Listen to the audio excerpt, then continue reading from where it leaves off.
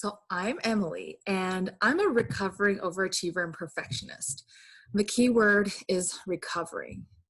I have a habit of taking on everything that I can, and I felt most accomplished when I was busy and juggling a million things. 5 years ago, when I was working crazy hours and volunteering a ton, I was feeling great about the success, about giving back and all the recognition I was getting. But during this time, one day, my husband gave me a much needed reality check. He said that I wasn't showing up for our family. And when I heard this, I was crushed because here I thought I was doing it all as a career woman and mom.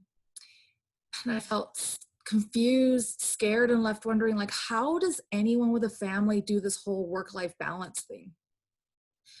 But with my family on the line, I decided to slow way down at work and shift my focus. And I started paying attention to books and people who are challenging this notion of perfectionism that I once held so dear, and people who talked about being good enough. And this concept of good enough was really bizarre to me. I mean, who wants to just aim for mediocrity? But then I started seeing that the people who accepted good enough were actually happier. And so I gave it a shot and I became what I call a good enough mom. Now, this didn't mean being a careless parent, but it meant letting go of unrealistic expectations of myself and my kids. It meant not stressing out if the kids didn't have time to tame their crazy hair before leaving for school. And you know what? It felt awesome. But I wasn't quite able to apply this concept to other parts of my life.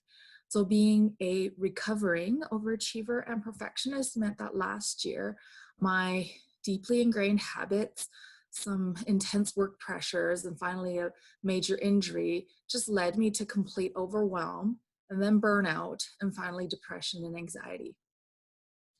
So I took a break from work to heal myself and my family because now both were in jeopardy. And during this break, I asked myself if my way of operating was actually serving me or harming me. And the answer was obvious. And so I decided a few important things. I am done wearing busyness as a badge of honor. I've decided that my worth is not in all the things that I do, but in who I am. And who I am is good enough. I'm done trying to do it all alone. I'm surrounding myself with community, and I feel so grateful to have the village that I have. And I'm starting to actually ask friends and family more for help without thinking that I'm weak and totally inadequate. So I'm still on this journey to let go of perfectionism and to accept good enough in, more parts of my life. It's really hard, but my health and my family's well-being are worth it. And if you're like me, I just want to remind you that yours are worth it too.